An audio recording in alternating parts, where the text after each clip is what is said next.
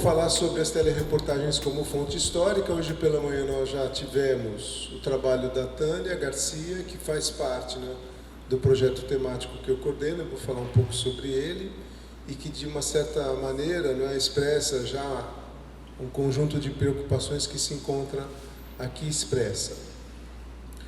Bom, eu vou discorrer sobre as relações de forma muito breve, panorâmica, a respeito das relações entre cinema, televisão e história, e no apanhado que eu fiz, digamos assim, no levantamento, não é que eu fiz, eu percebo que há uma ênfase bastante acentuada no uso da teledramaturgia, não é? E não são poucos os textos, talvez o Flávio Trovão, que deve estar aqui, ele pode me corrigir, que ao se debruçarem sobre a televisão vão recorrer principalmente à teledramaturgia. E aí eu cito como o primeiro trabalho da Mônica Cornes, que eu acho que é um dos grandes referenciais, não é, sobre esse assunto. Ela defendeu a tese de doutorado dela, não é, sobre os seriados de Gilberto Braga na Globo em 1994 ou 95. Ela publicou alguns textos, né? Um deles é justamente esse, Cinema, Televisão e História, que dá título a esse slide, e há outros trabalhos onde ela faz uma série de reflexões sobre essa relação, mas eu a tomei aqui porque é um ponto de partida importante nessa conexão, né, entre esses termos. E, tomando como último ponto, né, desse arco, o dossiê que foi recentemente publicado pela revista História Hoje, em janeiro, junho de 2025, um dossiê dedicado justamente às relações entre ensino de história e teledramaturgia, como se encontra aí indicado. O Giovanni José da Silva, ele também publicou em 24, junto com a Manuela Costa e a Fabiana Lima, também uma das autoras aqui desse dossiê, o livro Ensino de História e Teledramaturgia, né? E nesse dossiê há uma longa entrevista com a Paula Halperin, que discorre sobre a trajetória dela, enfim, como ela chega à teledramaturgia, ela que apresentou aqui pela manhã. Próximo slide, por favor. Isso. Bom, a própria Mônica Cornes, ela vai fazer um levantamento, enfim, sobre, no campo da historiografia anglo-saxã e europeia, quais seriam os textos importantes nessa perspectiva. E ele vai identificar um, que é do John O'Connor, que está aqui indicado para vocês, e nesse livro há, óbvio, uma ênfase bastante expressiva, né, a soap opera, né, aos produtos ligados à teledramaturgia, mas há 3 capítulos, é um livro organizado. Um dos textos é do próprio autor sobre, não é, os filmes que ele chama de não ficção na televisão, não é, o uso de notícias televisivas como recurso pedagógico também. E há um outro texto da Patricia Ann Lee sobre ensino de cinema e televisão como uma forma de interpretar, não é, a história também. Mas a maior parte das publicações são dedicadas, enfim, à teledramaturgia. E aí, retomando um dos pontos do livro da Mônica Cornes, diz respeito justamente a esse vínculo com o cinema, né? Porque ao estudar a teledramaturgia, a questão do gênero, a questão dos códigos visuais, enfim, de uma certa forma tomam de empréstimo uma reflexão que é oriunda, né, da teoria do cinema. Isso vai estar muito presente, né, principalmente, né, nos textos que vão trabalhar essa questão. Dentro desse arco, né, que eu aqui apontei, há uma infinidade de textos, né, a começar do nosso querido Marcos Napolitano, né, que de forma acho que até pioneira também, ele em 97 publica um texto chamado A Televisão como Documento, dentro de uma coletânea organizada pela Cícero Bittencourt, o Saber Histórico na Sala de Aula, e Como Usar a Televisão em Sala de Aula, de 99. Né? A primeira edição tem várias edições, mas só para pontuar também esse vínculo, não é, com o ensino e, ao mesmo tempo, um chamamento à comunidade de historiadores no sentido de incorporar a televisão. A questão da incorporação do cinema não é que estava resolvida nos anos 90, mas de uma certa forma ela tinha avançado de maneira bastante expressiva. Então, dentro desse campo, eu lembro do texto do Marcos, que eu acho que é no texto, no final do texto da televisão como documento, em que ele termina o texto dizendo: olha, não adianta simplesmente menosprezar a televisão e, ao chegarmos em casa, não é, passarmos horas diante da tela, não é, consumindo essas imagens como se fossem dois mundos completamente separados. Não é?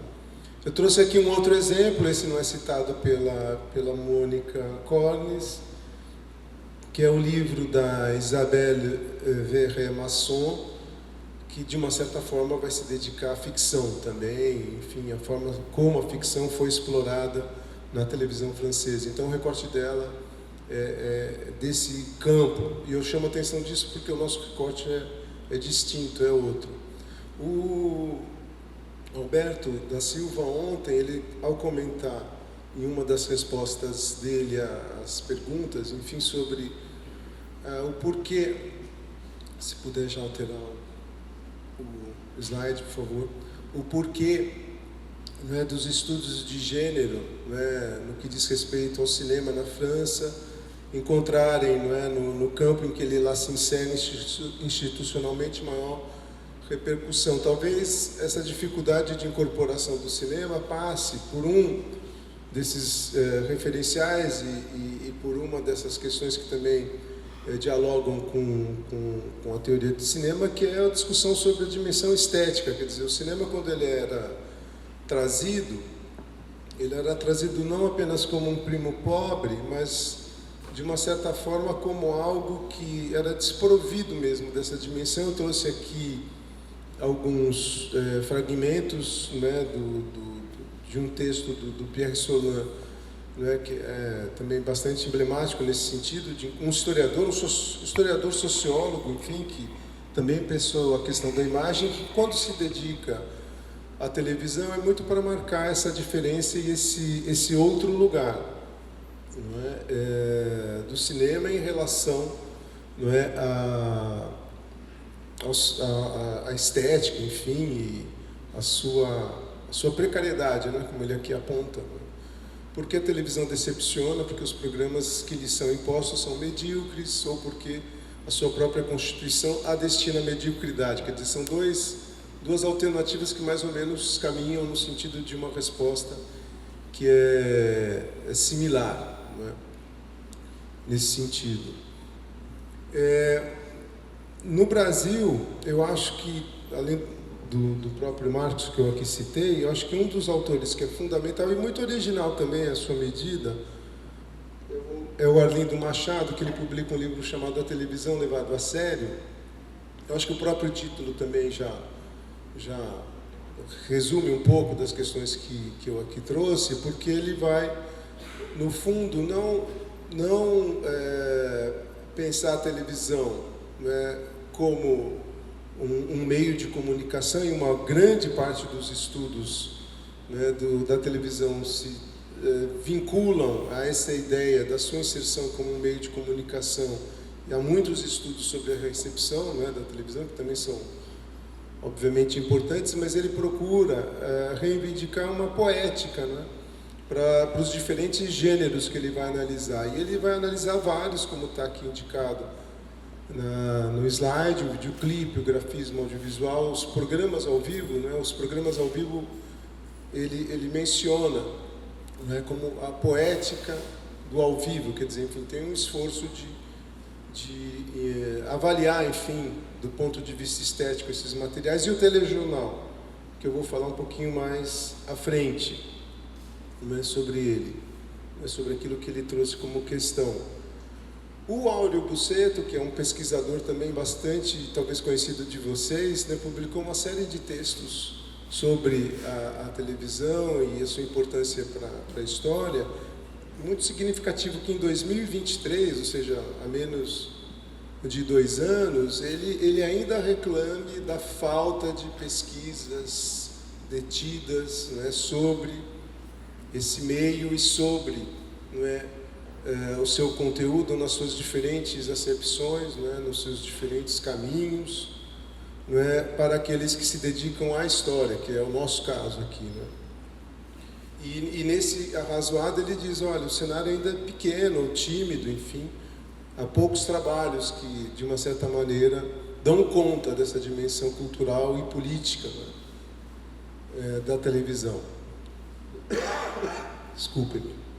Óbvio que isso tem uma relação com algo que não que no caso do cinema brasileiro os problemas não fossem pequenos, né, mas no caso da televisão, uma das grandes dificuldades para que tenhamos mais pesquisas diz respeito à ausência, não é, dessas coleções ou à falta de acesso, não é, a essas coleções. Há um texto, depois ao final eu passo tem um chart aí com a bibliografia, 2 slides com a bibliografia, é um texto que foi publicado em inglês, recentemente pela Esther Hamburger, pelo Giancarlo Gozzi e pela Cecília Mello, que fazem um estudo comparativo, né, entre a situação da França, da Inglaterra e do Brasil, para, de uma certa maneira, mostrar o quão é difícil a vida daqueles que se dedicam à pesquisa, não é, com televisão, não é, em nossas universidades. São poucos os arquivos públicos, então há um acervo da TV Tupi, do Fundo Tupi, no Arquivo Nacional, na Cinemateca Brasileira, como já foi discutido hoje pela manhã e eu vou retomar. No Museu da Imagem e do Som de Belo Horizonte tem um grande acervo da TV Minas lá, depositado, mas predominam acervos privados. E ao predominar acervos privados, há uma série de questões que se impõem, não é? E que se discutem. Não é? O próprio Áureo Bussetto, não é, nesse texto que eu mencionei aqui, ele diz, sem uma política de arquivamento do material televisivo ou a instituição de arquivos públicos para tanto, as emissoras brasileiras supostamente legam e continuarão a legar para o futuro acervos com registros de programa distante das edições levadas ao ar, o que não deixa, em parte, de abrir todo um leque de alternativas de manipulação da memória coletiva nacional. Eu acho que tem um caso que é recente, que vocês devem ter acompanhado, que é a nova exibição da novela Terra Nostra, é isso. E uma das personagens importantes nessa novela é o José Dumont. O José Dumont foi recentemente preso por pedofilia. O que aconteceu na reedição dessa telenovela, todas as passagens com ele foram cortadas, com exceção de uma, porque ele tem uma fala que é muito importante para o desenvolvimento da história. E o José Dumont foi um ator muito importante, né? Não só na história da televisão, como na história do cinema brasileiro. Se nós fôssemos adotar o mesmo critério para o cinema brasileiro, a Hora da Esteira da Suzana Amaral seria cortado pela metade, O Homem que Virou Soco não poderia mais ser exibido, enfim. Mas isso para dizer que, às vezes, a pessoa, ao assistir um conteúdo como esse, não se dá conta de que, de fato, esse conteúdo é editado. Isso no caso das telenovelas, que ainda tem valor, não é? de arquivo, não é? Se ganha ainda dinheiro com isso, não é? Assim como também as telereportagens que, de uma certa maneira, permitem, não é, a exploração desse material em outros tipos de filme. Então, nesse sentido, há um controle, né, sobre essa memória da parte dos acervos audiovisuais privados, cujo acesso mesmo, quando disponível, é muito, muito restrito. Então, para ficar no caso da Globo, existe o Globo... Quanto tempo? Faltam 5. Da Globoplay, mas todo o acervo de telereportagens não está disponível lá. Né? E por qual motivo? Né? A gente pode deduzir qual seria esse motivo. Então, muitas das iniciativas que permitem o acesso são iniciativas como a nossa, não é, vinculadas a projetos de pesquisa. Esse é o projeto que eu coordeno, não é, junto com a participação que coordeno do ponto de vista formal, mas é um colegiado, não é, em que participam o Rodrigo, a Mariana Vilaça, o Marcos Napolitano, a Tânia Garcia, a Rosana Soares e o Arthur Altran, que trabalha com telejornais. Tem um pequeno histórico aqui para vocês, né, que foi preparado pela equipe da própria Cinemateca, sobre como esse fundo, não é, chega, não é, ele chega no início dos anos 80, com a falência da TV Tupi. Esse acervo ele vai ser depositado lá, na Cinemateca Brasileira, porque primeiro ele fica como empenho as dívidas trabalhistas dos funcionários da TV Tupi no Ministério da Previdência, depois é transferido para o Ministério da Educação e Cultura e, condição quase que imediata, transferido para a Cinemateca. Nesses 38 anos, a gente está falando, o Rodrigo passou, são 180 mil telereportagens depositadas lá. E aqui de 92 até 2019, não é, a quantidade de horas, até 2009, esse número pode ter subido, mas a quantidade de horas é de 130 horas, desse universo todo. Nosso objetivo no projeto é de chegar a 200. Tem uma equipe enorme que trabalha, né? Eu até brinquei com o Rodrigo hoje de manhã, que ele apresentou um slide, enfim, com uma série de setas, né, da pesquisa até a digitalização. Parecia que era algo mágico, mas esse é um trabalho gigantesco, né? Até o momento nós conseguimos, em quase 3 anos de trabalho, 30 horas de material digitalizado. O material digitalizado é ínfimo, é muito pouco, perto do que já foi produzido. A catalogação de todo esse material ainda é parcial. A pesquisa, pelos roteiros de locução, ela não pode ser feita com instrumentos de busca, como o OCR. Então, é quase uma pesquisa artesanal nesse sentido. O trabalho do Fernando Celebrandi é importantíssimo nesse sentido, mas dá um pouco a dimensão de como esses resultados que estão sendo aqui apresentados correspondem, né, a muita dedicação, não é, da equipe. A gente está numa situação muito diferente do Instituto Nacional do Audiovisual, que tem N recursos para aquele trabalho que o Fernando apresentou de casar imagem com texto. Isso no INA você faz com recursos de ferramentas tecnológicas derivadas do IA. Você chega a isso de uma forma muito mais rápida. E no nosso caso, tudo que é apresentado é fruto de projetos de pesquisa individuais, estão aqui todos eles listados. Não é um trabalho diferente, por exemplo, daquele que o Inácio Del Valle e a Cláudia Bossai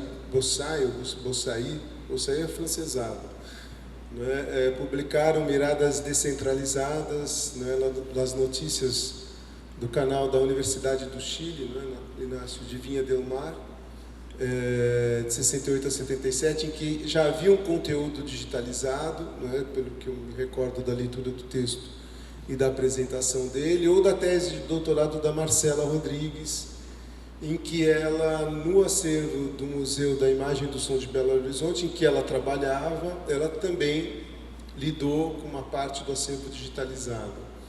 A gente tem especificidades, que vão ser aqui mostradas, e eu acho que tem duas falas que eu gostaria de reter do livro do Arlindo Machado. O telejornal é, antes de mais nada, o lugar onde se dão os atos de enunciação a respeito dos eventos. E o que faz o telejornal é produzir uma certa desmontagem do discurso a respeito desses mesmos acontecimentos. A gente fica aqui tentando, de uma certa forma, dar sentido a essas imagens e a esses textos. Eu vou pular porque já acabou o meu tempo, Eu acho que tanto o Marcos como a Mariana vão trazer um pouco dessa perspectiva, que foi também o trabalho da Tânia. 2 conceitos são importantes.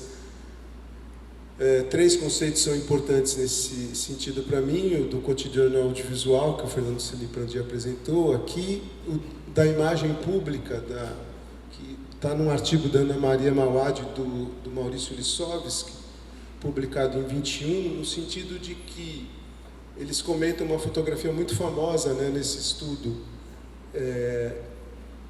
Mais um? Pode ir.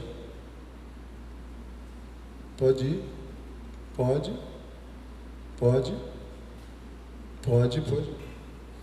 É o 19. Pode ir. Pode. Mais. Pode ir. Aí. Em que eles vão falar, eles analisam uma imagem do Evandro Teixeira, né, do fotógrafo, que é uma imagem icônica, não é, de um homem que está em vias de cair após receber uma rasteira de um policial. Imagem essa que foi muito reapropriada, não é, em diferentes eventos vinculados ao golpe de 64.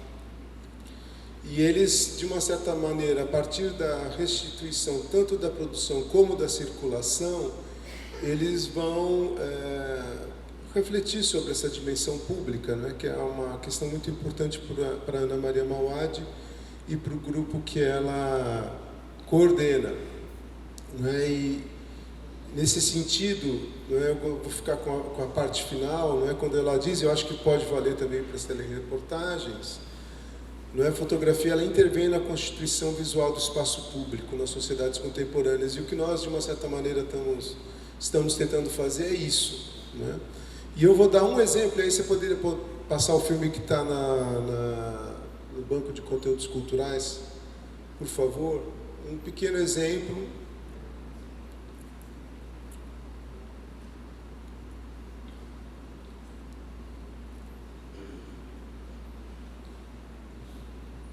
É um pequeno filme que foi digitalizado e que se encontra na base de conteúdos culturais.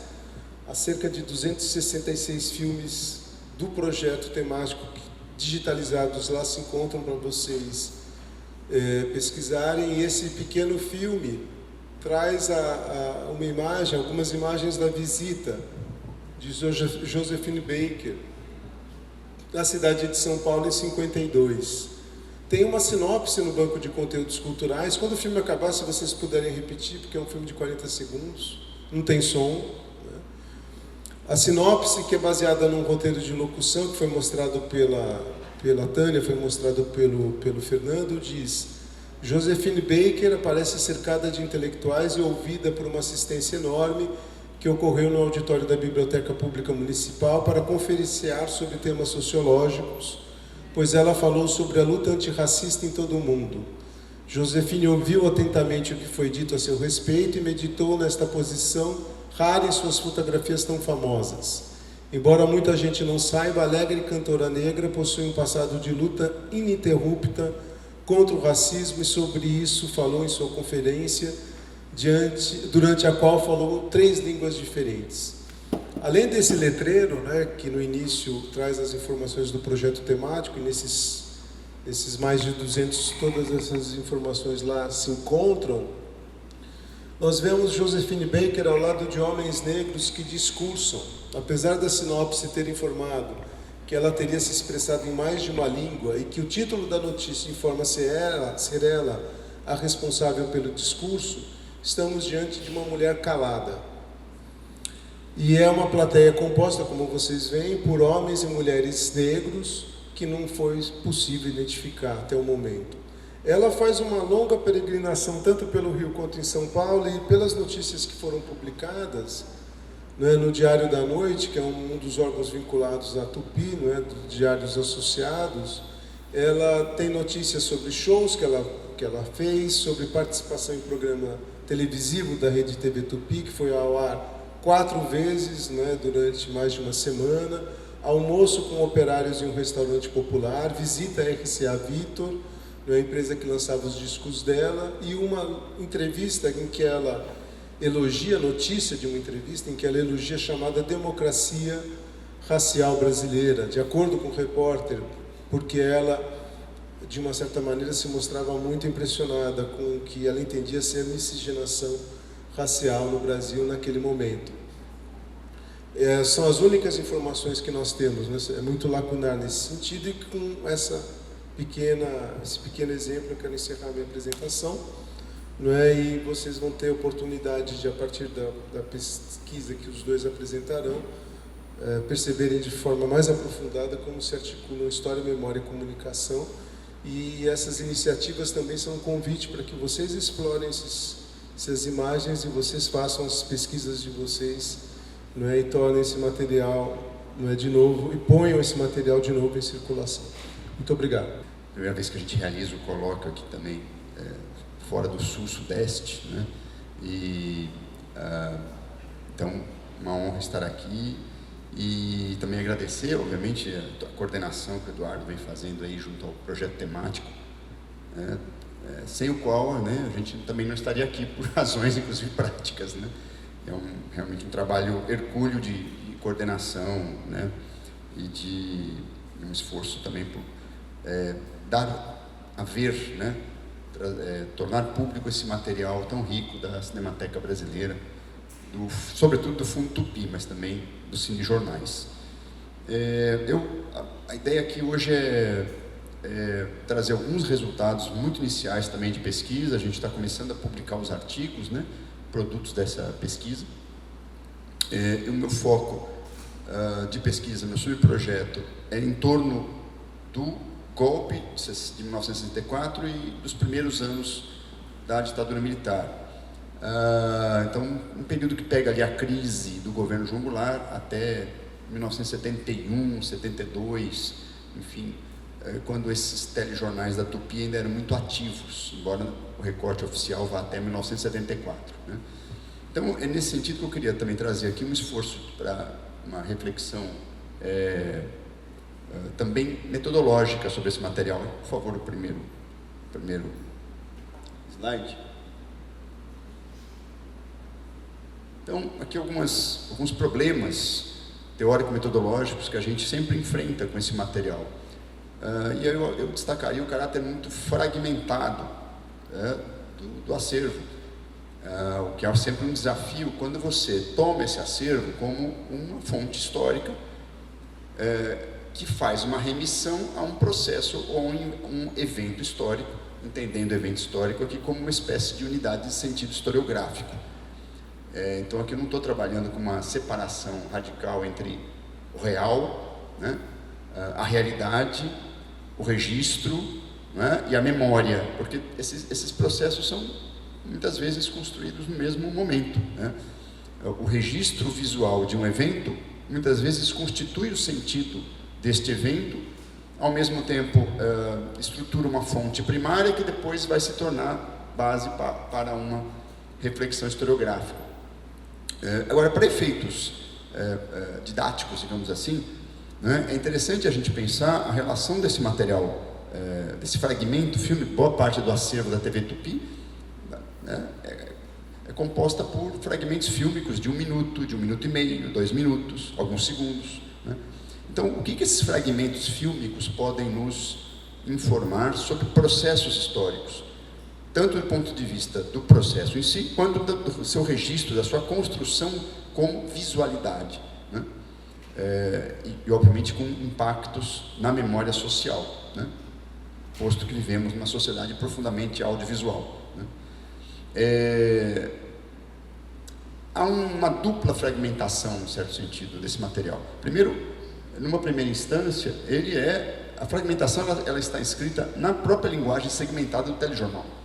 Ainda que a gente conseguisse, vamos dizer assim, analisar um telejornal por completo, com suas sonoras, com seu texto de locução, com seus materiais fílmicos, telereportagens, ainda assim o caráter fragmentário e fragmentado é constitutivo da natureza do telejornal. Acho que é uma primeira questão que a gente tem que sempre pensar.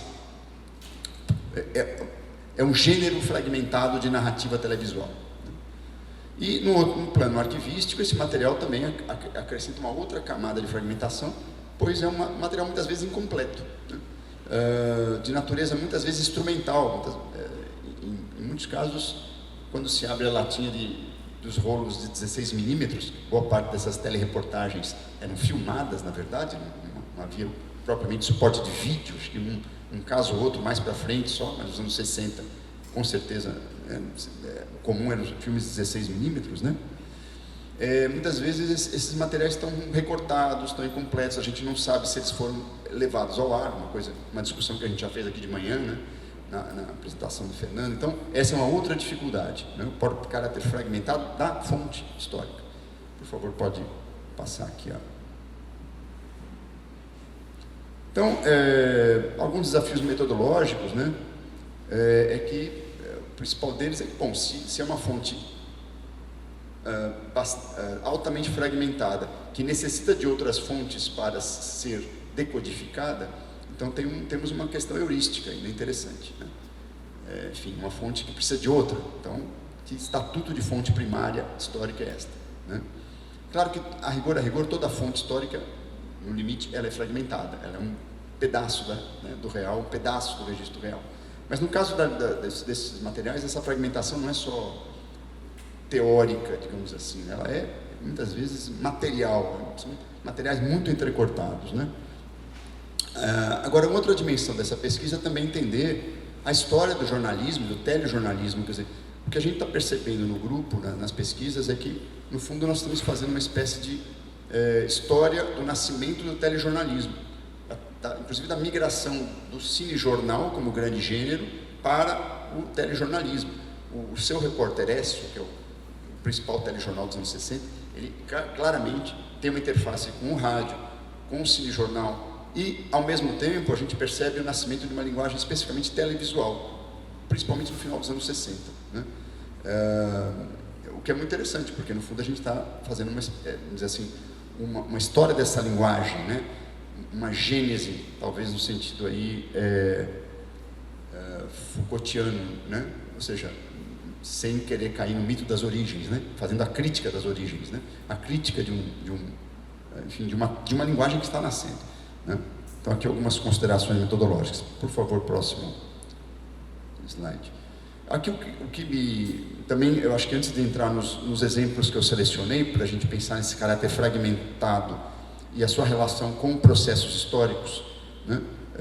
Políticos, sobretudo, eu queria apresentar algumas características, né, desse acervo da TV Tupi, né, que o Eduardo já antecipou em muitos aspectos. São telereportagens e filmes de rolo que estão sendo digitalizadas, transformadas em vídeos, vocês viram aqui um exemplo, né? Quase sempre não tem áudio, que é uma outra dificuldade, né?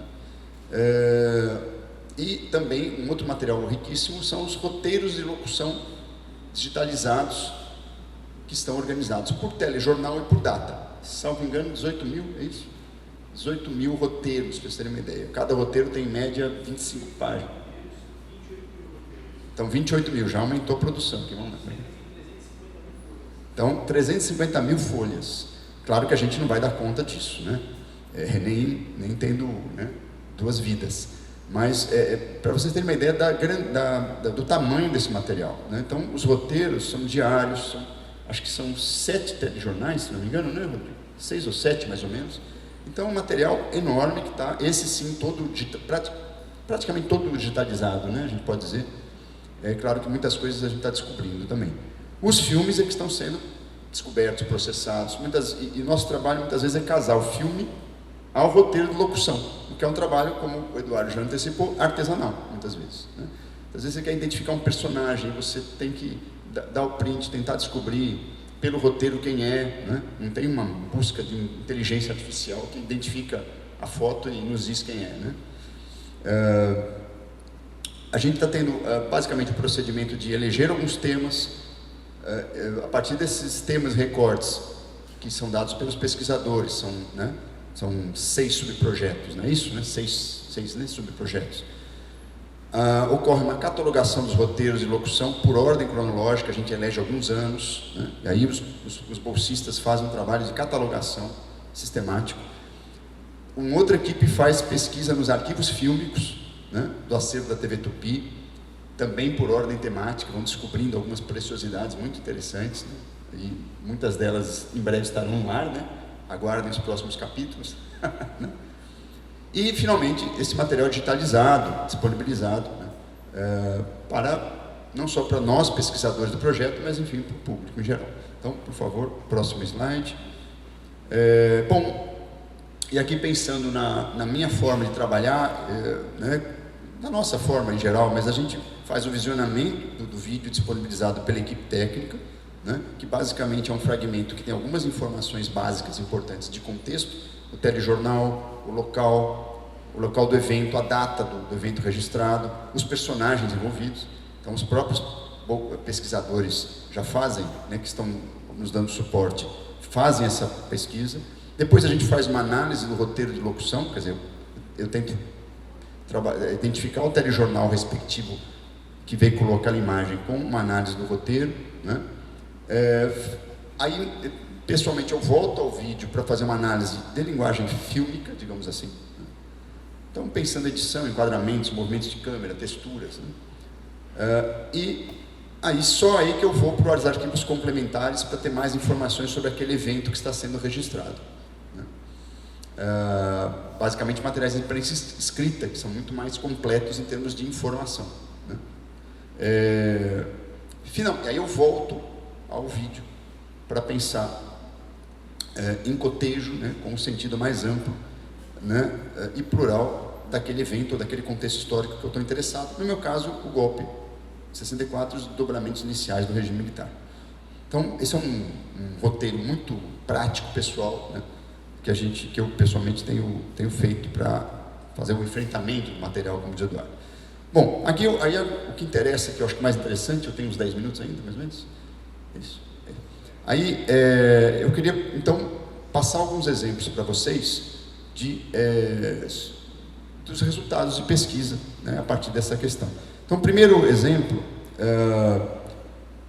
aqui eu peguei o título, desculpa, pode trocar o slide?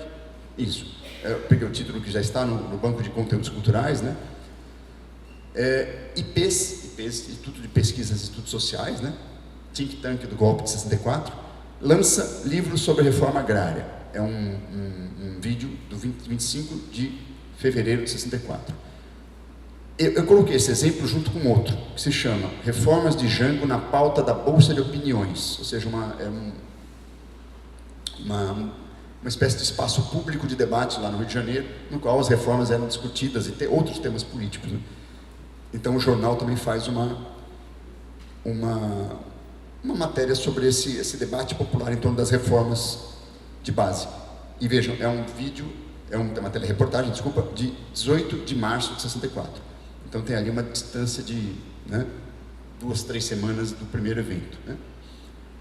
Depois a gente vai ver um outro bloco, aí se der tempo, né? A gente vai, na verdade, um pequeno trecho de uma telereportagem chamada Velório Simbólico do Governador, do Secretário da Segurança, de São Paulo, no caso.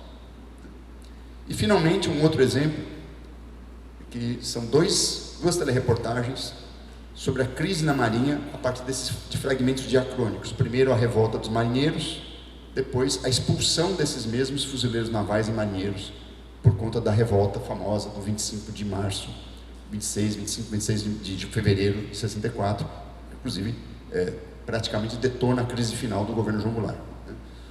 Então, se der tempo, eu vejo, não vou saltar um desses exemplos, mas qual que é a ideia aqui? Primeiro, comparar dois olhares sobre digamos assim, uma mobilização política da sociedade. O IPES e os populares, digamos assim. Segundo, a mostrar um trecho de um filme altamente fragmentado, que a gente não consegue identificar direito o que está acontecendo, né? A gente precisa ter um aporte de outros materiais para entender aquele protesto específico de estudantes que fazem o velório simbólico do governador. E, finalmente, 2 fragmentos diacrônicos. Por quê? Porque eles, mesmo tendo um caráter fragmentado, eles nos permitem entender uma espécie de processo mais ou menos concluído, quer dizer, revolta dos marinheiros, expulsão dos marinheiros, pré-golpe, pós-golpe, né? O que dá um outro caráter à questão. Então, por favor, pode trocar aqui o slide. Então, vamos para o primeiro exemplo. Eu vou aí exibir, são trechos curtinhos, por favor. Isso. Então, aqui, primeiro esse aqui, se der para exibir inteiro, ele está separado aqui no computador, ele está só o vídeo. Se não der, ele está aqui na área de trabalho, na pasta, assim, foi organizado aí pelo menos. Porque aqui se a gente mostrar os dois, vai ficar os dois mostrando ao mesmo tempo, né? Eles estão com o mesmo nome, tá? O primeiro é IPs, pelo menos estava aí salvo direitinho, senão a gente vai para o...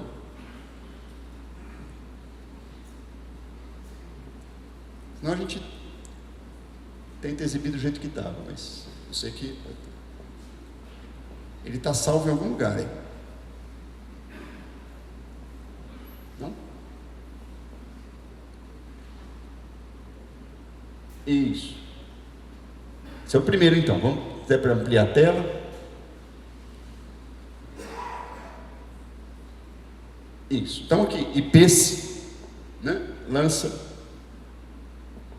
livro sobre reforma agrária. Muito interessante, né? Porque o IPES sendo um think tank, um dos grupos articuladores do golpe, né? E o golpe, em grande parte, se deu contra o projeto de reforma agrária. Então vejam aqui que tem toda uma linguagem fílmica, né? De uma livraria, de pessoas engravatadas, né? Com todo um aparato, digamos assim, toda uma encenação, né? Solene, imagens do livro, né? Com dados, com gráficos, quer dizer, um produto, digamos assim, de uma pesquisa, né? Vejam, é um trecho muito curtinho, né? E eu vou pedir para agora ir para o outro, que é reformas de Jango na Bolsa de Opiniões. Depois eu comento rapidinho uma diferença importante dos dois. Então vejam.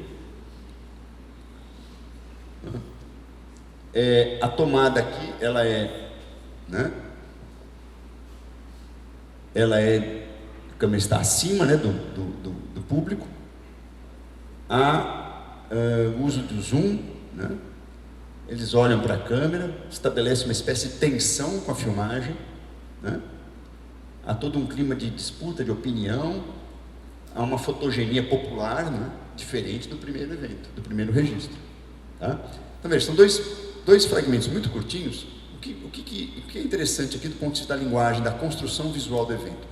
O que mais me chama a atenção é que no primeiro fragmento a câmera está dentro do evento. Ela está entre aqueles senhores que lançam livro, né? Que, digamos assim, que ela simula uma linguagem clássica dos chamados rituais do poder. É o evento solene, a solenidade e as pessoas ilustres, digamos assim. No segundo caso, a gente tem uma espécie de câmera meio clandestina filmando, né? De cima o evento, né? E estabelecendo uma tensão com a realidade filmada. As pessoas não se sentem à vontade em muitos casos, elas olham para a câmera de maneira um pouco tensa, né? Ou seja, a visualidade, a construção visual, a perspectiva está fora do evento. Curiosamente, nós temos no primeiro um evento da elite intelectual, no segundo um evento, né? Digamos assim, protagonizado por populares, por classes populares. Então, isso vejam que interessante. A crise política de 64, reformas de base, com perspectivas muito diferentes, nas quais claramente o telejornal opta por construir de um jeito um ator político e de outro jeito um outro ator político. Então, um comentário só para a gente depois poder discutir mais. Vamos para o segundo exemplo. Dá tempo ainda, será? Dois? Não, então não dá. Então vamos para o terceiro exemplo. Eu prefiro ir para o vídeo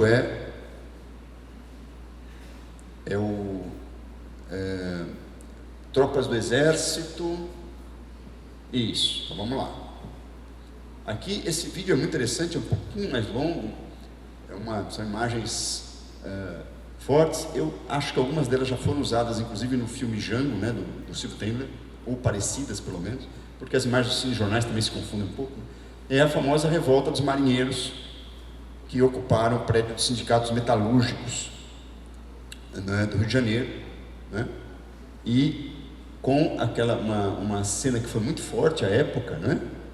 E que um pouco dialoga com o que o Rodrigo nos trouxe de manhã, que aqui é uma cena, um registro de uma mobilização popular, mas na ótica dos golpistas pode ser lido também como um registro de desordem, de caos, né?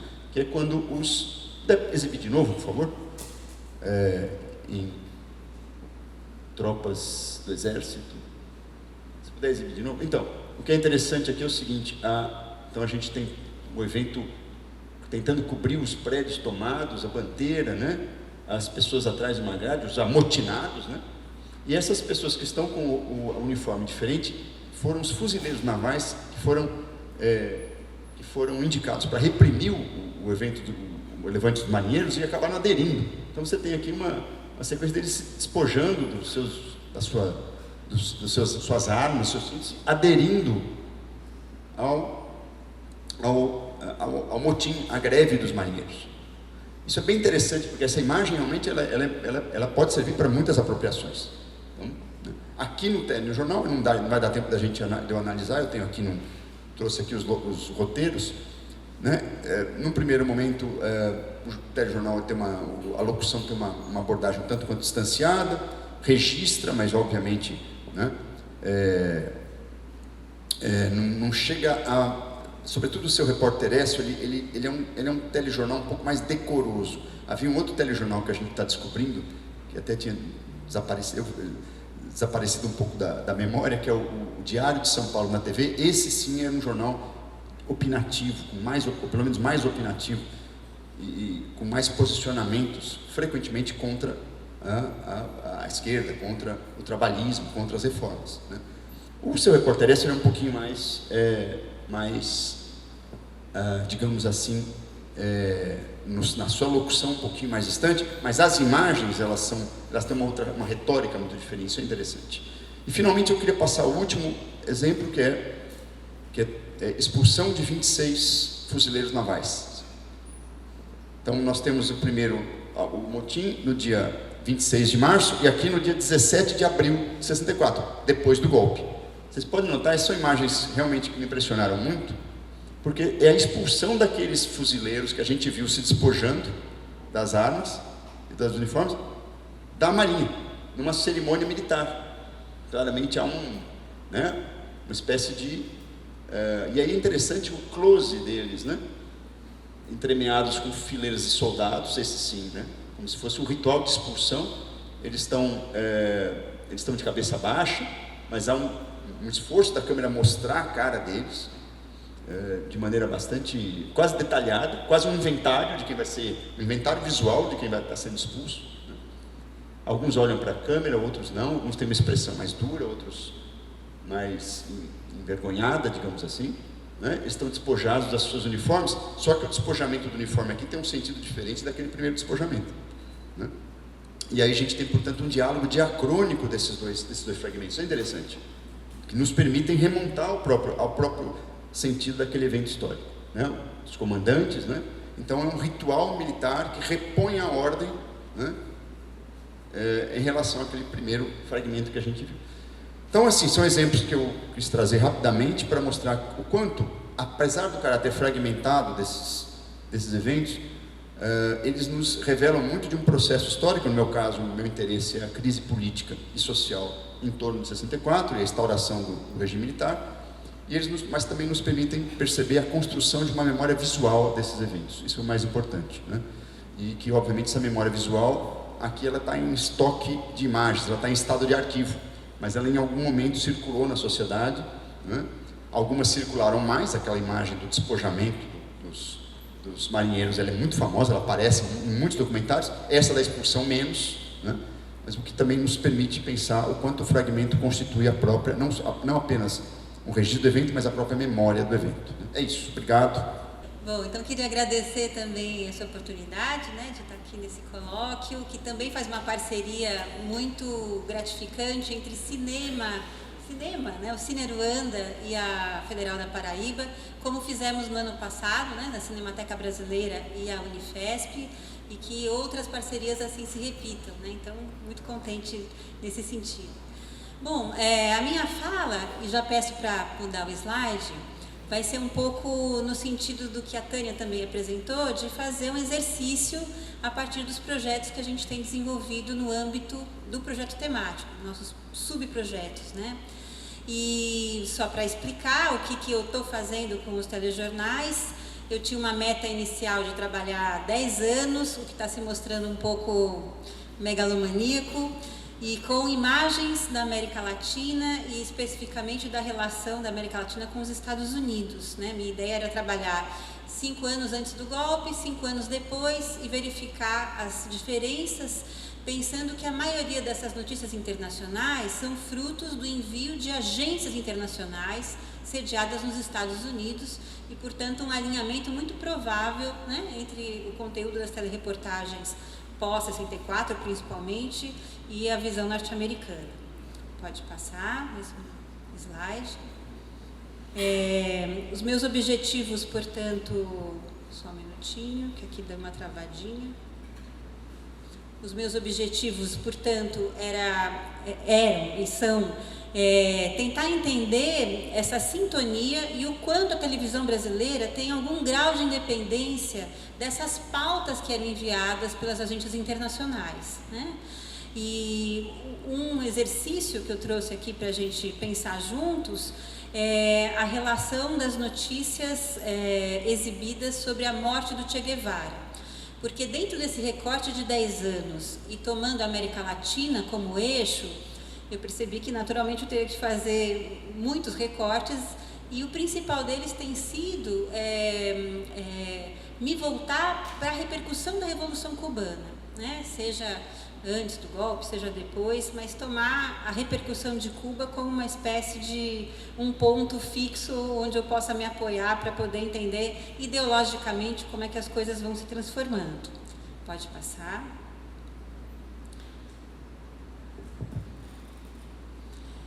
O que eu tenho constatado até o momento é que antes de Cuba se tornar socialista, o que acontece em 61, há uma certa simpatia, talvez simpatia seja uma palavra forte, mas há uma postura da televisão brasileira que não é totalmente arredia ao socialismo cubano.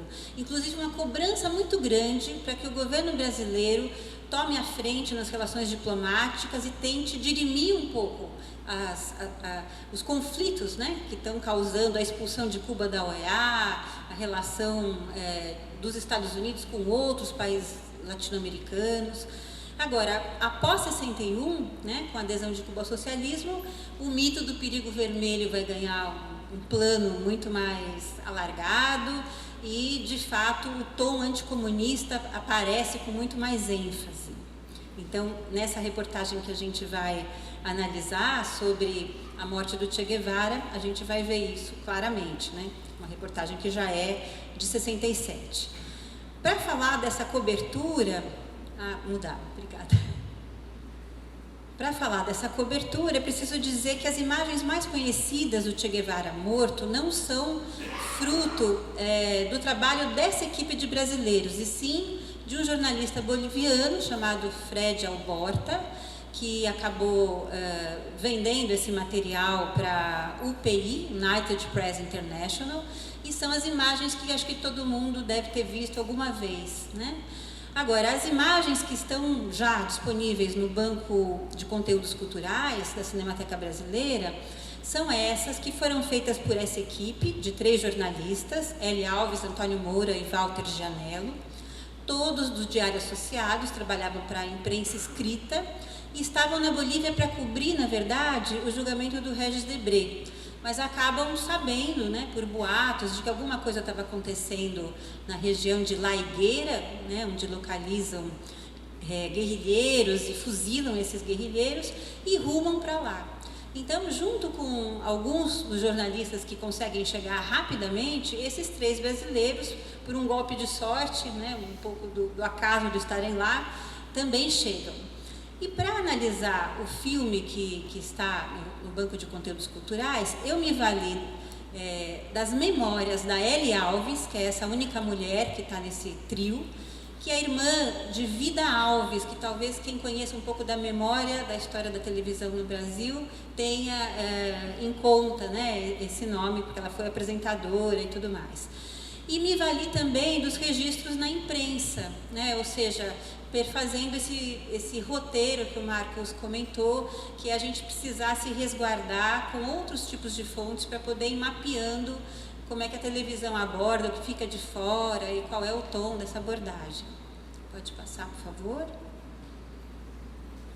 Então, essas são as telereportagens que eu analisei. Vocês percebem que o Che Guevara é morto no dia 7, mas apenas no dia 10 essa confirmação chega, né? Então, há um gap bastante, não é enorme, mas, né, razoável, entre a notícia e a sua difusão pela televisão. Ao contrário da televisão, a imprensa escrita, ela chega mais rápido nas notícias. Então, comparando com os diários associados, a gente percebe que um pouquinho antes a imprensa escrita já dá essas notícias. E ao longo das manchetes que vocês podem ler, a gente começa a perceber as fake news também que acontecem nesse processo, né? Uma tentativa de dizer que o corpo do Che Guevara já desapareceu, foi incinerado, coisa que não foi, né? Que mais tarde se descobriu, inclusive, onde ele tinha sido enterrado. Com o passar do tempo também, a dúvida se realmente aquela pessoa era ou não Che Guevara, talvez em virtude da própria repercussão que a notícia deve ter tido e das imagens, que são imagens bastante comoventes, né, num certo sentido. Enfim, a gente vai percebendo que há, através das manchetes, um certo caminho na conformação desse fato.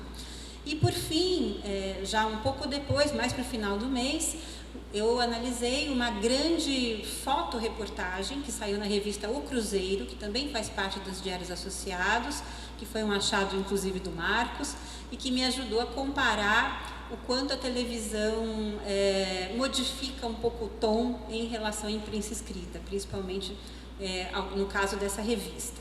Pode passar, por favor.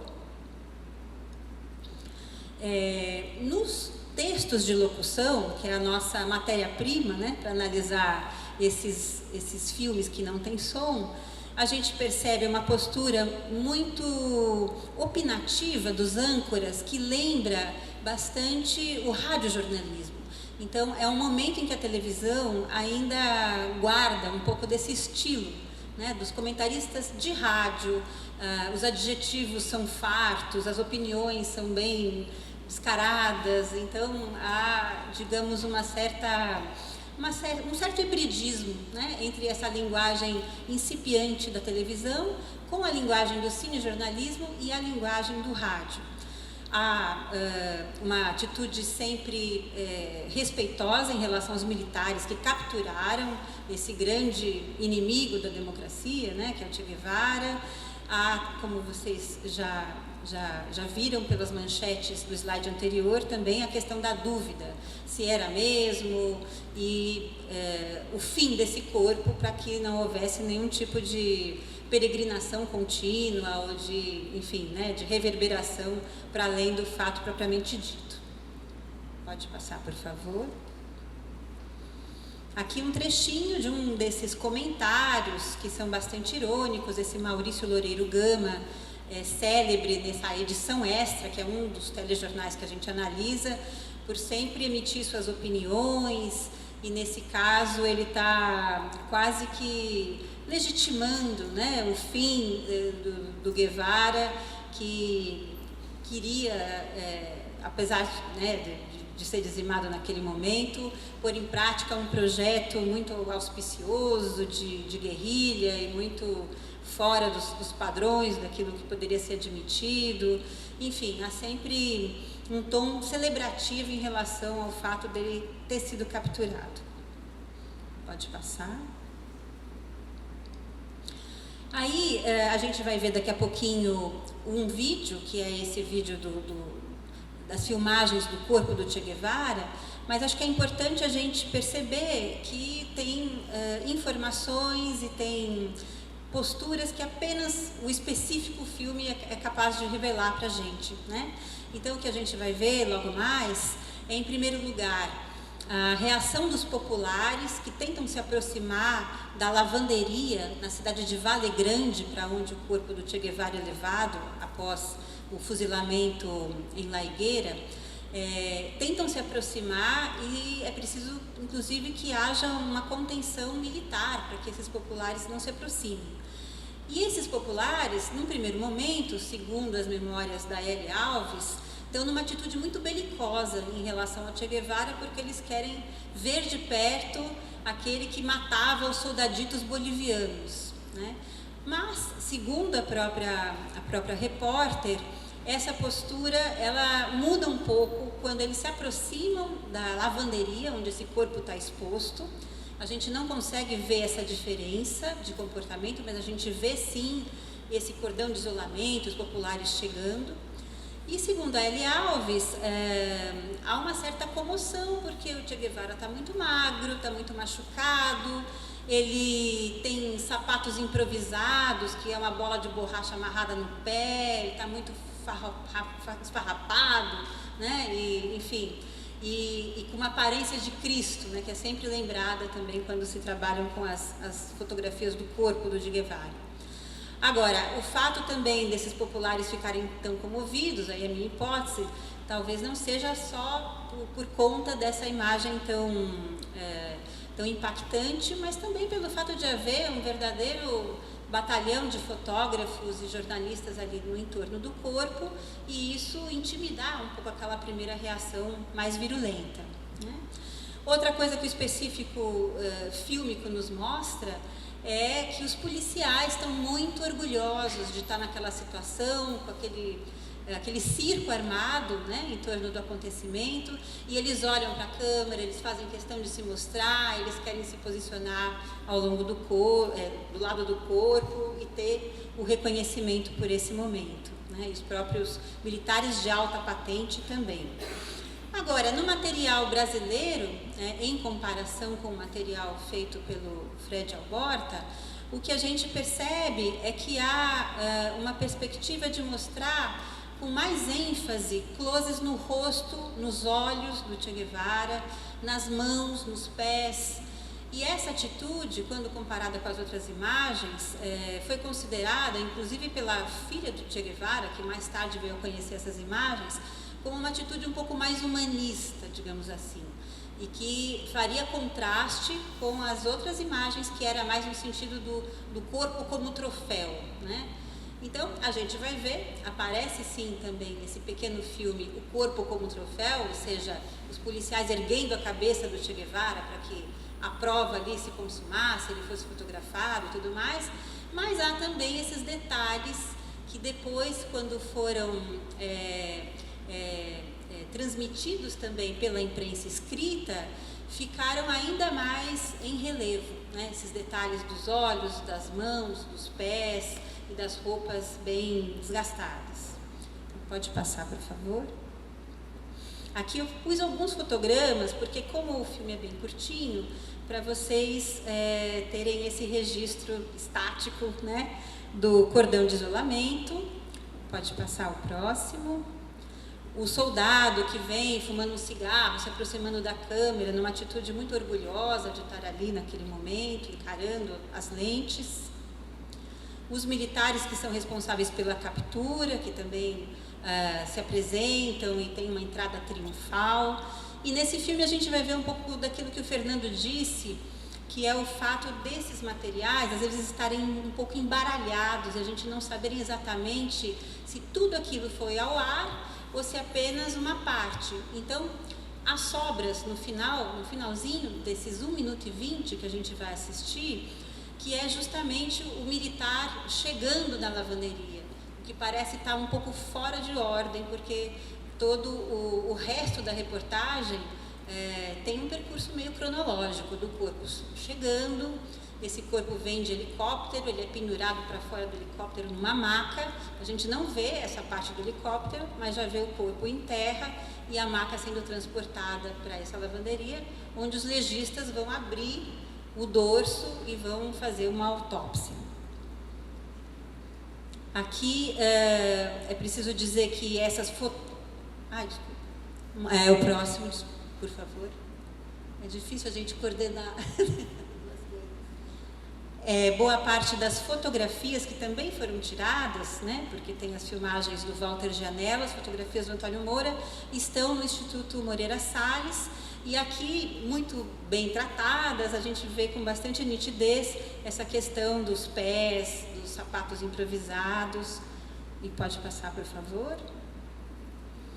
Aqui a capa não, é o encarte interno dessa parte da revista, que é o começo da telereportagem e que, diferentemente do telejornal, vai ter um tom muito mais empático com a figura do Che, né? A gente tem uma série de pequenas reportagens nessa revista e lá a gente percebe uma fusão de fotos do Che Guevara morto com o Che Guevara jovem, o Che Guevara bonito, né? Diário do Che Guevara, trechos dos diários do Che Guevara. Então a gente vê que é uma postura bastante diferente. Pode passar, por favor. Perfeito, já estou indo para os finalmente quase. Então, é isso que eu acabei de frisar, né? O teor da cobertura tem inclusive frases um pouco mais simpáticas que aquelas que vocês viram do Maurício Loureira Gama, sobre o halo dessa figura que é singular da humanidade, entre outras observações. Pode passar. Aqui uma das páginas da revista, muito cheia de fotografias, repleta de fotografias, em que a gente tem essa questão dos closes e dessa comparação, né, do Che Guevara vivo e o Che Guevara morto. Pode passar. Uma foto do Che Guevara de 56, ele bastante jovem, e muitos comentários sobre sua bravura, sobre sua coragem. Pode passar. Essas observações da filha do Che Guevara, que foram registradas num documentário em 2015, sobre as impressões que ela teve das fotografias e do filminho que foi feito pela equipe brasileira, né, mostrando que talvez essa postura seja mais humana, e ela destaca principalmente uma imagem específica, que é a imagem da mão do Che Guevara sobre a maca, que tem uma postura da mão que parece que ele está se segurando na maca. A gente vai ver tanto na revista quanto no filme essa mesma imagem. Pode passar. Essa imagem aqui, mais abaixo, em que a mão está um pouco apoiada, né? Talvez, claro, involuntariamente, mas que, assim como os olhos entreabertos, transmitiam uma aura de vida, né? Num personagem que aqui já está se tornando mito. Pode passar. Aqui, na coleção do Instituto Moreira Salles, a mesma foto, para a gente ver em close. Pode passar mais uma vez. Muitas análises já foram feitas das fotos do Che Guevara, várias delas comparando com a iconografia, né, e com essa impressão de que ele parecia Cristo e de que o peito estava aberto. Enfim, coloquei aqui uma referência do Jens Baumgarten, que é professor de História da Arte da Unifesp, que tem um artigo a respeito. Pode passar. Essa é a fotografia do Fred Alborta, que é mais conhecida e foi mais disseminada nos periódicos e que colocam os militares em protagonismo também, né, junto com o corpo. E a ideia do corpo troféu, né, da cabeça sendo erguida para que todos vejam o Che. Pode passar.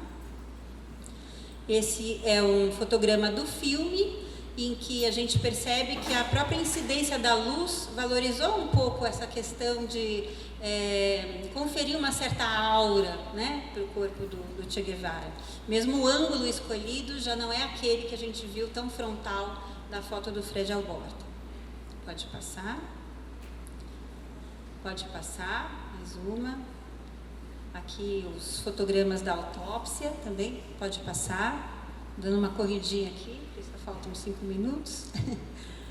Aqui a mesma imagem, só que na revista O Cruzeiro.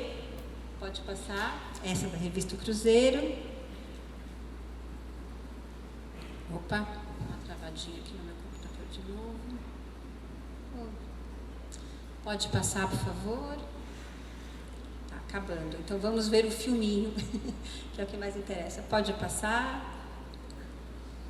Esse é o filme que está disponível publicamente para quem quiser usar em aula ou, enfim, né? Pode ser útil para futuras incursões por essa questão da imagem de Che Guevara.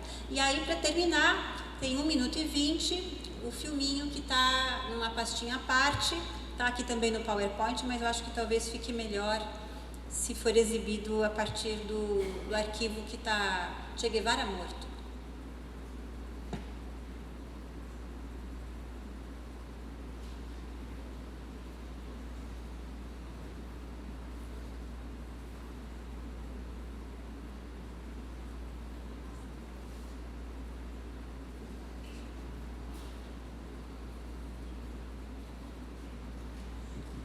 Não sei se você localizou, deu?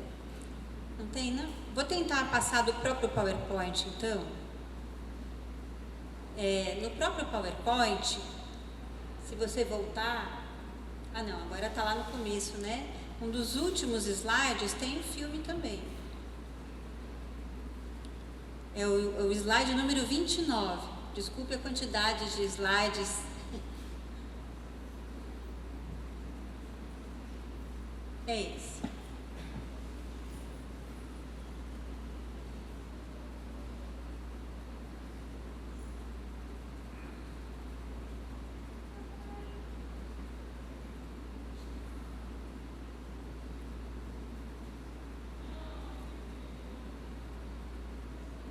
As pessoas tentando se aproximar.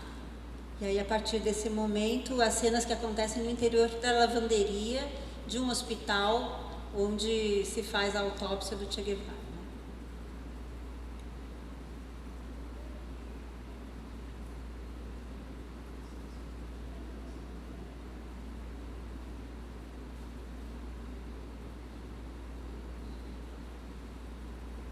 As cenas da autópsia não são mostradas, felizmente. Esse é o material que eu estou considerando sobra, porque parece o momento em que o militar chega para ver o corpo.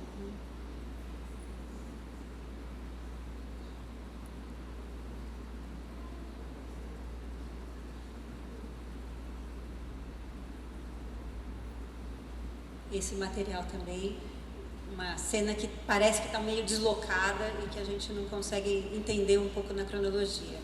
E aí, as considerações finais, então, eu pediria que a gente avançasse para o penúltimo slide.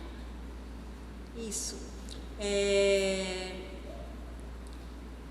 A ideia da necessidade da gente montar esse quebra-cabeça, né? E perceber que não há, ao contrário do que muitas vezes eu própria supus, uma linha direta automática entre a veiculação das agências e que chegam prontinhas para serem reproduzidas na televisão brasileira com as opções da televisão brasileira, mesmo porque nesse caso a gente tinha uma equipe brasileira, né? Então, ainda assim poderia ter sido exibidas as imagens do Fred Alborda. Então isso nos leva a pensar um pouco nessa relação, que não é uma relação tão simples de mera reprodução entre as pautas das agências e a própria TV Tupi. E aí, um dado que tem sido levantado, né, o último ponto a ser sublinhado, é que a gente nunca sabe com exatidão o quanto do filme foi exibido, em que momentos, quais cortes aconteceram. E nesse caso, a única pista que eu tenho é que na própria edição extra há um comentário explícito sobre a colaboração dessa equipe brasileira que havia mandado esse material, e a gente se fia um pouco nesse comentário para julgar que de fato ele foi para a TV. Agora, a Ellie Alves comenta que todas as vezes, posteriormente a essa reportagem, que ela foi chamada para falar a respeito, os próprios donos dos diários associados pediam para ela não ir e não se pronunciar publicamente sobre o fato. Então, parece ter havido um certo silenciamento depois dessa divulgação inicial mais bombástica, talvez até pela repercussão que a própria divulgação deve ter tido. Então, obrigada e desculpa.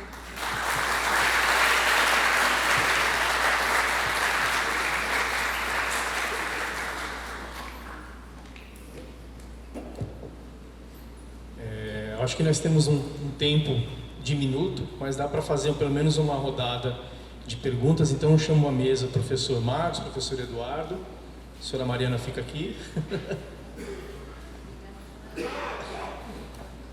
Na verdade, assim, é uma pergunta, comentário para os três, assim, à luz do que vocês apresentaram, de algumas provocações que o Marcos fez de ordem mais sobre o estatuto da fonte, né? Mas também com base nos conteúdos das apresentações de todos. Eu fiquei pensando aqui, com base nessa especificidade dessa fonte telejornalística, e eu vou resumir bem aqui a questão, porque pensar o evento histórico e o que seria a notícia diária, sabe? Porque tudo bem, nós temos as imagens icônicas dos eventos históricos, né? Talvez o impulso seja encontrar imagens inéditas de eventos históricos nessas fontes. Mas tem aquelas imagens banais também, sabe que o telejornal tem de tudo, né? Inclusive fé divers, notícias que não são esses fatos históricos, né?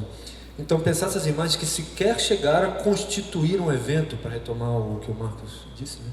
Imagens de fatos sem memória, assim, de coisas banais que aconteceram naquele momento, que ficaram, a gente pode dizer, nessa contraposição entre o evento histórico e a notícia diária, as imagens que ficaram no nível da notícia, né? Mas que podem revelar potencialmente novas problemáticas historiográficas. Imagens, digamos assim, de notícias, de fatos que aconteceram que estão abaixo do radar da historiografia mesmo, assim. E aí, para pensar nessa questão, como eu venho, né, tentando aí desenvolver, do cotidiano audiovisual, e pensar o potencial, porque essa especificidade, acho que dessa coleção enorme, né, de pensar essa cotidianidade mesmo. E aí, para pensar o regime militar, pensar, sei lá, isso que eu chamei, né, de manhã, da rotinização, do estado de exceção, enfim, de extrair desses materiais e dessa banalidade dos materiais novas pautas historiográficas, novas problemáticas historiográficas, explorando a potencialidade da especificidade dessa coleção. Mas assim, resumindo, essa coisa do evento histórico e da notícia diária e como lidar com isso no trato com essas fontes. Obrigado. A minha pergunta é para a Mariana, é uma pergunta bem simples.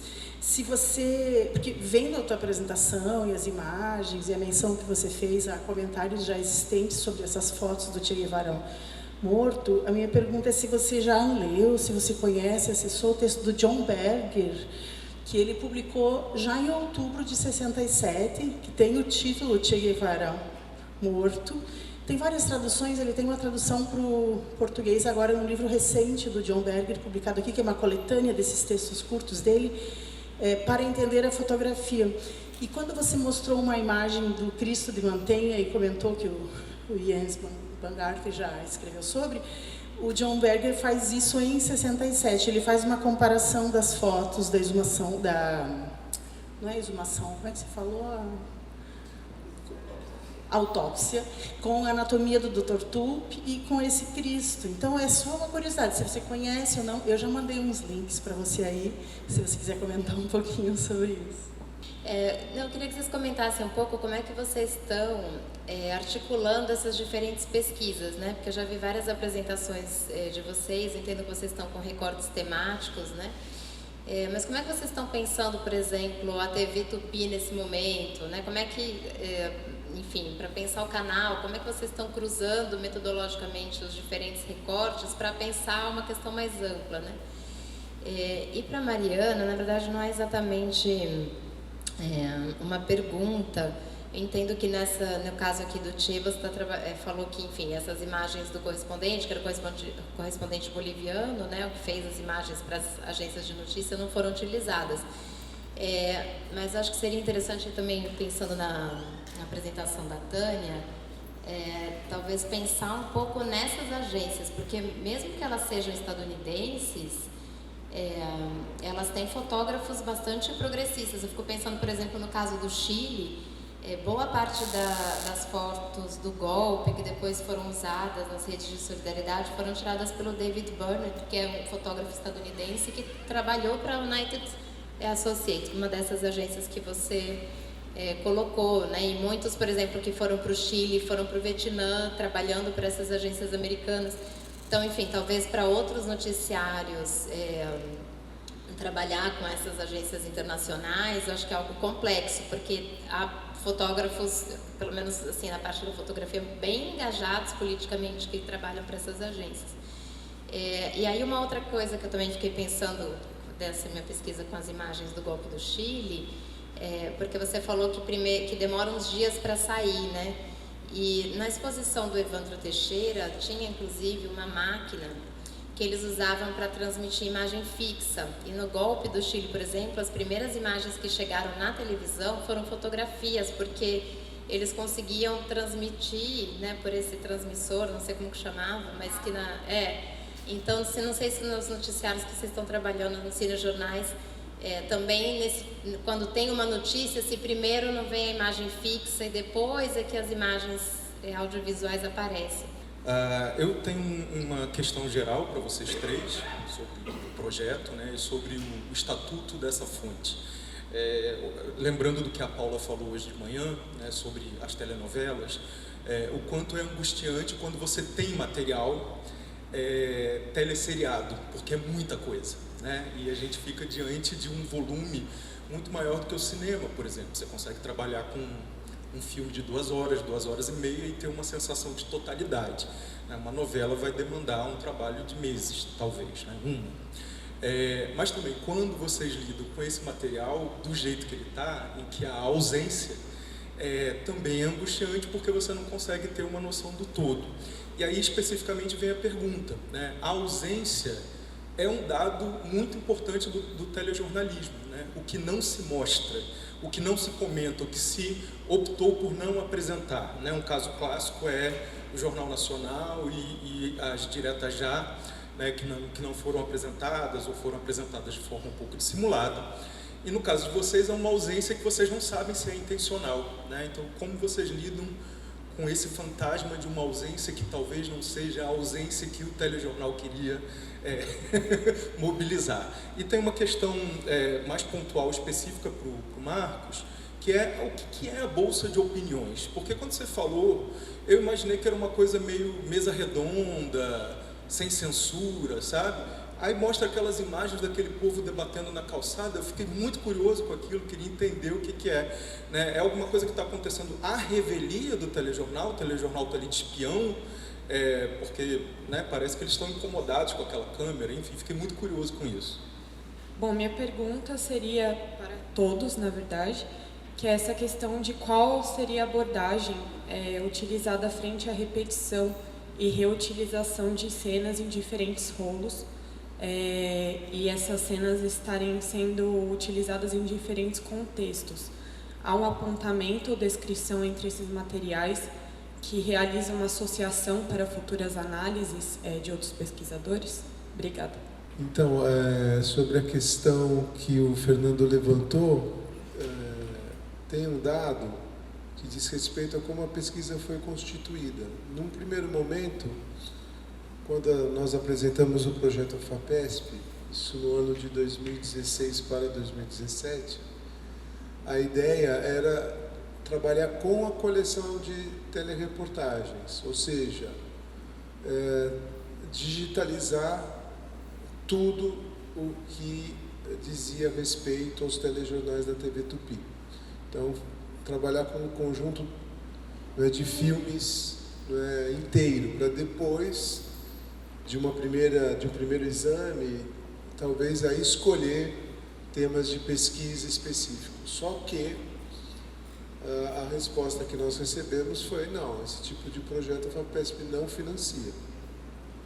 Então existiriam 2 alternativas. Então, não fazer nada, ou, como nos foi orientado, lançar um problema de pesquisa à coleção.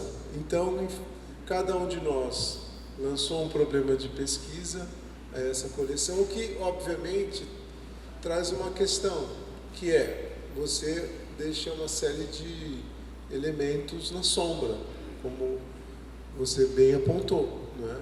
E aí nós começamos esse processo, que é um processo primeiro de catalogação por parte de bolsistas de iniciação científica. Num primeiro ano 5, aí nós chegamos à conclusão que a parte catalogada dessas informações dos roteiros digitalizados, do primeiro dia, não é, de janeiro do ano de 68 até o último dia de janeiro do ano de 68, em um ano isso não seria realizado. Então solicitamos mais a renovação dessa cota e aí durante o processo chegamos à conclusão que precisaríamos de 10 anos para concluir todo esse levantamento, que obviamente... E isso nos levou a uma outra decisão que é mais problemática ainda, né? Que é de, para cobrir todo o período, pensar em eventos. E aí você direciona, obviamente. Só que os bolsistas, eles trabalham com esses roteiros do primeiro dia ao último dia, levantando assuntos que dizem respeito a cada uma das pesquisas, mas que ao mesmo tempo,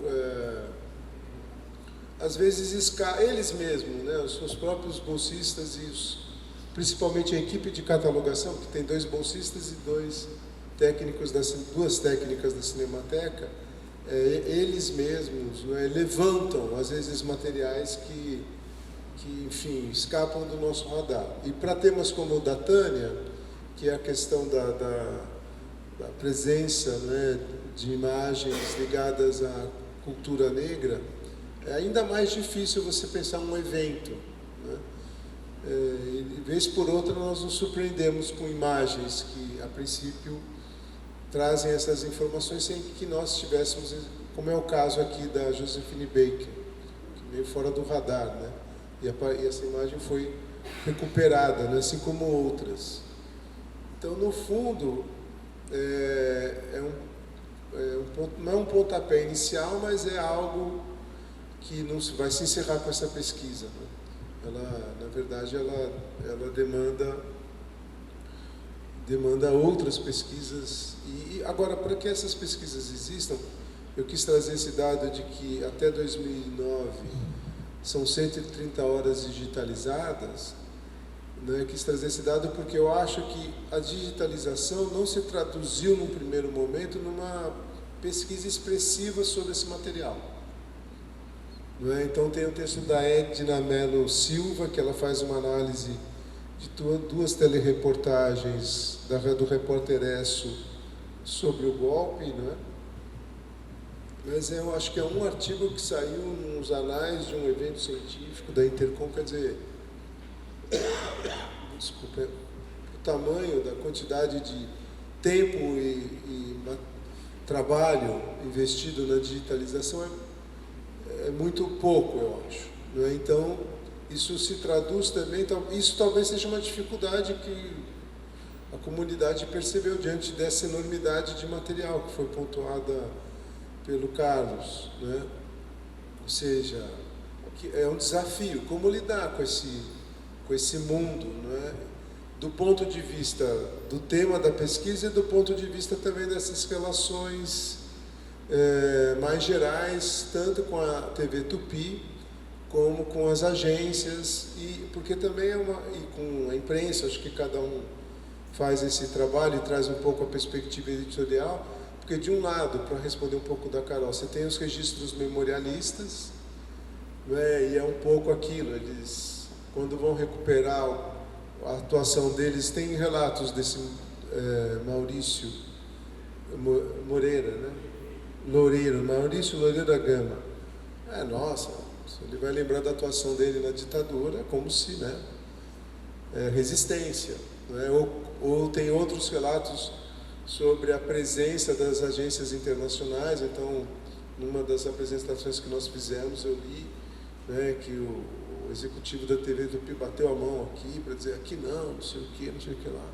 Só que eu acho que eles contavam que esse material nunca mais ia ser exibido, né, ou visto. Então, enfim, é só sobreviver o relato memorialístico e o que a gente se defronta aqui é com essa dinâmica, não é, que mas acho que assim, afora também tem um outro dado que é essa documentação que está depositada na Cinemateca, tem os programas de auditório, tal, tem as telenovelas, tem as telereportagens, tem os roteiros e tem a documentação das agências internacionais. Mas você não tem a documentação administrativa, né? As cartas trocadas, não é, entre a empresa e os diferentes agentes sociais, enfim. Então é muito, não é por dedução, mas é muito por esse tipo de trabalho de análise comparativa e para fugir um pouco dos relatos gerais de tom biográfico memorialista e talvez trazer essa dimensão mais próxima, não é, da documentação nesse exame que é miúdo, né, nesse sentido, né?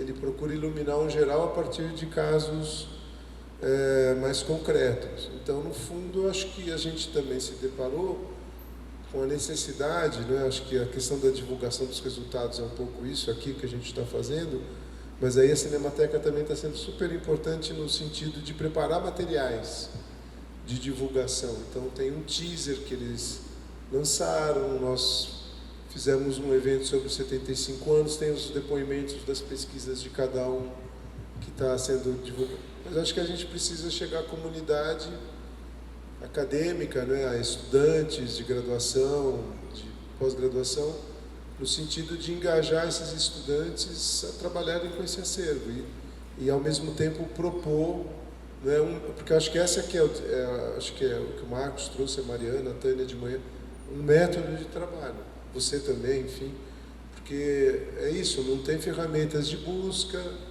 né, o trabalho é muito... Eu ficava com pena das bolsistas, né? Trabalho muito detido de exame da documentação, né, e são planilhas que elas têm que preencher com 20 colunas, enfim, uma planilha Excel que o Rodrigo e a Cinemateca prepararam, enfim, então, com N informações, e é muito difícil, às vezes, sair desse processo para ir para algo mais geral, né? Mas assim, se eu voltasse hoje à FAPESP para apresentar o mesmo projeto, eu demonstraria a partir desses 5 anos, que a gente vai completar em fevereiro de 28, que o caminho certo é digitalizar tudo mesmo, para dar conta de uma quantidade de questões maior, né? Então, enfim, era isso mais ou menos. Não sei se eu respondi a todos. Bom, vamos lá. Fernando, eu acho que esse tema gostei muito da expressão rotinização, né, do autoritarismo. Eu acho que esse tema, essa é uma agenda de pesquisa a ser construída no Brasil. Nós demos os primeiros passos, sobretudo a Escola Historiográfica da Federal Fluminense, acho que deu no sentido de entender a relação de adesão, os conformismos da sociedade em relação à ditadura. Acho que foi um passo importantíssimo. O que não... Às vezes esse tipo de agenda é visto como antítese da ideia de resistência, como se fosse uma espécie de polemismo com a idealização da resistência. Aí tem que tomar cuidado, porque não é o Fla-Flu. Houve resistência, houve adesão, depende da época, depende, são 21 anos de ditadura. A sociedade mudou muito. Mas eu acho que, de todo modo, o que você traz é um pouco diferente. Me lembra muito uma agenda que foi construída nos anos 80, 90, pela historiografia alemã, que, infelizmente, pouquíssimo traduzida no Brasil, tem algumas coisas em inglês, principalmente um historiador chamado Martin Brossat, né, que é ele vai estudar o cotidiano alemão sobre o nazismo na perspectiva da rotina, né, que é um pouco a zona cinzenta do Pierre Labourrie, dialoga com essas questões. Mas eu acho que aqui a gente não tem ainda. Na Argentina, por exemplo, eu sei que é uma agenda de pesquisa muito avançada, porque lá é isso, a memória dos bairros é muito forte em Buenos Aires, dos clubes de bairro. Então, você vai lá no clube, eles conseguem recuperar como é que eram os bailes durante a ditadura. A gente não tem isso, a não ser a história oral, a memória oral, que é importantíssima. Mas lá, além da memória oral, da história oral, eles têm arquivos, para saber quem tocou, quem não tocou, se houve um problema com a polícia naquele local. A gente, então, precisa olhar a própria documentação da polícia política de outra maneira, para tentar entender essa rotinização. Agora, tomando cuidado, porque o espião, né, o agente do DOPS, o agente da polícia política, ele produz suspeita. Então, também não é uma chave direta para o cotidiano. E sim, ele está produzindo uma narrativa de suspeita e de culpa. Então, a gente tem que ler com muito cuidado esse material, né? Mas, enfim, acho que é uma agenda importantíssima e as imagens revelam isso, né? Eu adoro uma, fiquei bastante tocada por uma imagem de um menino de 12 anos sendo preso pela polícia porque estava vendendo figurinhas, 1966. É aquela imagem do cotidiano, né? Ele preso, imagina, hoje isso é impensável, até do ponto de vista ético. Imagem da criança sendo levada por um policial, um guarda civil, para o juizado de menores, porque estava vendendo figurinha. Comércio ilegal de figurinhas era na manchete do jornal. Tipo da coisa que pode nos levar a uma não memória, né? Mas revela muitos aspectos sobre o próprio período autoritário. Bom, é isso. Então, depende muito do projeto também, né? E aí eu também respondo a Carol. Depende muito do projeto, o enfrentamento dessa questão de mais cotidiano, menos cotidiano, mais mega eventos, mais eventos, né, do dia a dia. Depende muito do subprojeto do temático, né? E aí é isso também. Esses subprojetos, eles têm respondendo a Carol também, uma grande dificuldade é a gente, claro, encontrar um eixo articulador, né? Porque nós temos uma história da TV Tupi ou uma história do telejornalismo que muitas vezes não responde às questões dos vários projetos. Porque ou uma história do telejornalismo como história das técnicas telejornalísticas, né? É muito comum isso na abordagem, né, na literatura, né?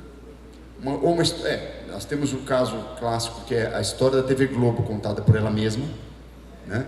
Que é um caso. A TV Globo tem um projeto historiográfico que é importante a gente conhecer, mas tem que entender que é um projeto historiográfico institucional e também ideológico, obviamente. E a história da TV Tupi, ela ficou um pouco perdida nas memórias dos pioneiros da TV. Então ela se confunde muito com a época heróica da televisão. Ela tem muito essa questão. Não há alguns trabalhos, sim, feitos a partir desse material, mas é um grande desafio, né? Tanto nesses dois aspectos que você citou, TV Tupi e telejornal, né? Acho que é um desafio. Não sei se a gente vai conseguir resolver isso. Talvez o resultado realmente também seja um pouco fragmentado, com pontos de diálogo, principalmente metodológicos, de como lidar com esse material, né? O que eu acho que a gente vai conseguir fazer, talvez daqui a uns 2, 3 anos, é pensar aquilo que eu falei, uma gênese do telejornalismo. Gênese no sentido de crítica das origens, não de mito das origens, né? Isso acho que talvez seja um elemento de articulação, não sei. Cadu, é um grande desafio, o não. Por isso que eu insisto nessa questão do evento. Eu estou um pouco voltando para um certo sentido positivista da fonte, né? Não tem jeito. A fonte visual, audiovisual, tem uma autonomia, ela constrói o evento, ela constrói uma narrativa, às vezes é inseparável do próprio evento, tal como ele se fixa na memória, mas acho que é um dado do não mostrado, do que está fora do quadro, como a gente sempre diz.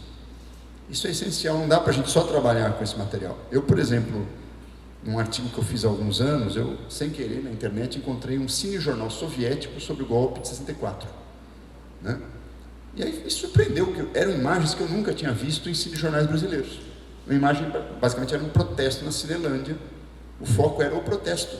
Então, uma imagem que quebrava toda aquela ideia que é um outro mito, no certo sentido, da não resistência ao golpe, que a própria historiografia, né, reproduz muitas vezes. Era um protesto enorme, operário, com repressão, com a foto de Getúlio Vargas, enfim. Aí veja, interessante, ele estava no cinejornal soviético, provavelmente a origem era um cinejornal brasileiro, imagem comprada que não foi usada aqui. Olha que doido. Essa é a nossa hipótese, né? Eu conversei muito com o Rodrigo sobre isso. E aí isso foi lá para a União Soviética numa narrativa de resistência popular, que não tem aqui no Brasil. Então vejam que dimensão interessante.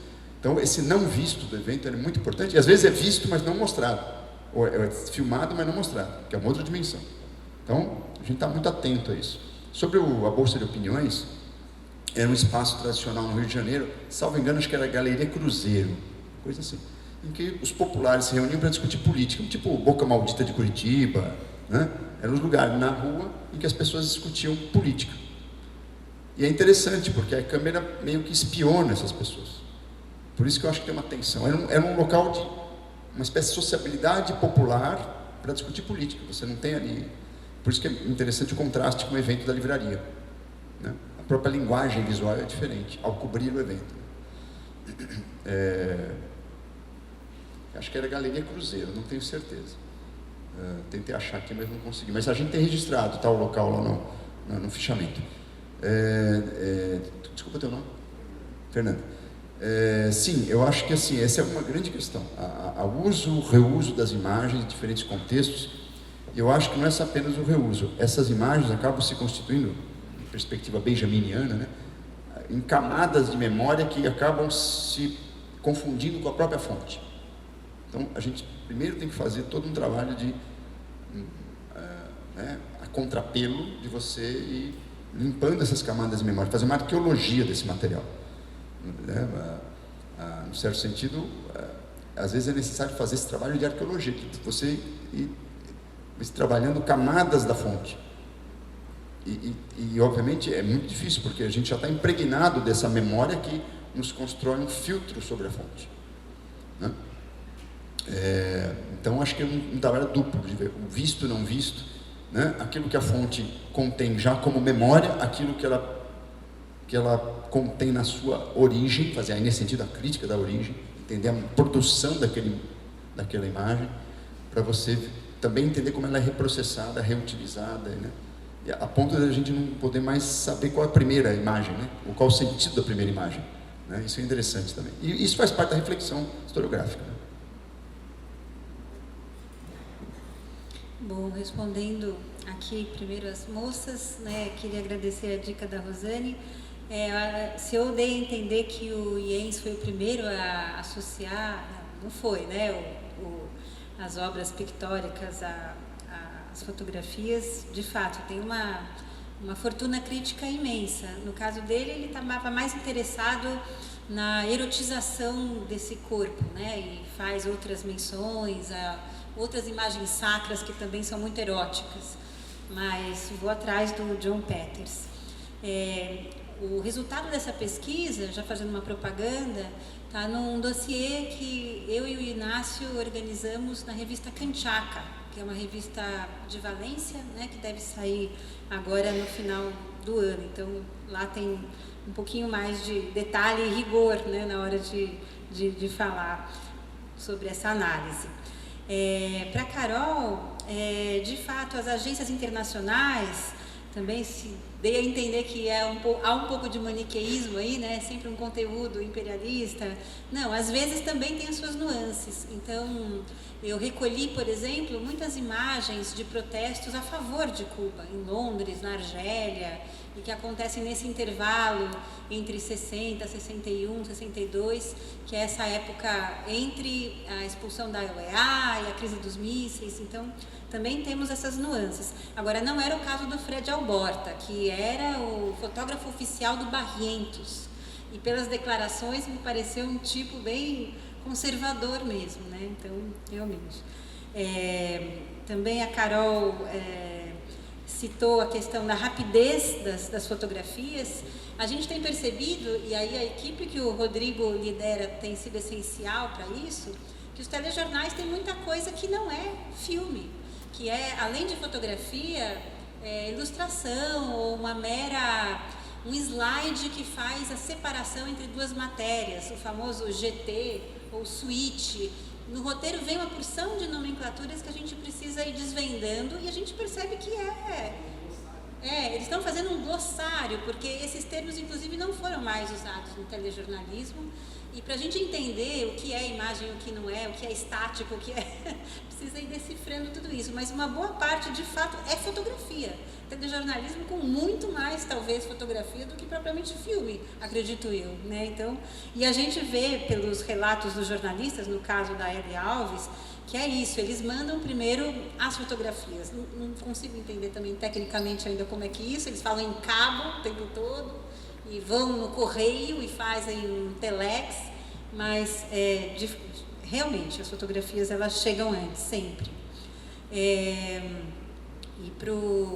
para a Fernanda, que fala da repetição, só fazendo um breve comentário, que o Marco já tinha também falado a respeito, a gente tem percebido que a mesma notícia passa no dia com enfoques e complementações ao longo da grade da emissora. Então tem telejornal de manhã, na hora do almoço, e a mesma reportagem ela vai reaparecendo, e outra vez a equipe técnica está fazendo esse levantamento, e com às vezes enfoques um pouco diferentes, ou com uma imagem que vai se somando. Acreditamos que vai chegando também informações na própria televisão. Então a reiteração, além dessa perspectiva mais macro, ela chega no nível do dia, né? Nessa célula. E é um problema para a gente precisa, inclusive, a partir disso, captar o estilo de cada telejornal, né? O telejornal que é mais ameno, que é voltado para as mulheres, tem algumas revistas nesse sentido, que passam na televisão, e o telejornal da noite, e assim vai, né? Então, tem sido isso também uma preocupação da gente.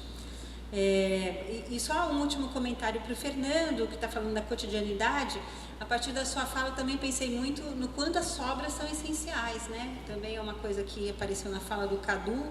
Quer dizer, a gente, em busca desse outro elemento que não é o fato propriamente dito, precisa tentar demais para aquilo que é descartado, para aquilo que, de repente, a gente nem considera. Por exemplo, no caso da TV Tupi, tem uma quantidade imensa de material enviado pelas agências internacionais, que é o cotidiano da família do presidente dos Estados Unidos. Ele passeando com os filhos, fazendo um piquenique, chega a ser, assim, irritante.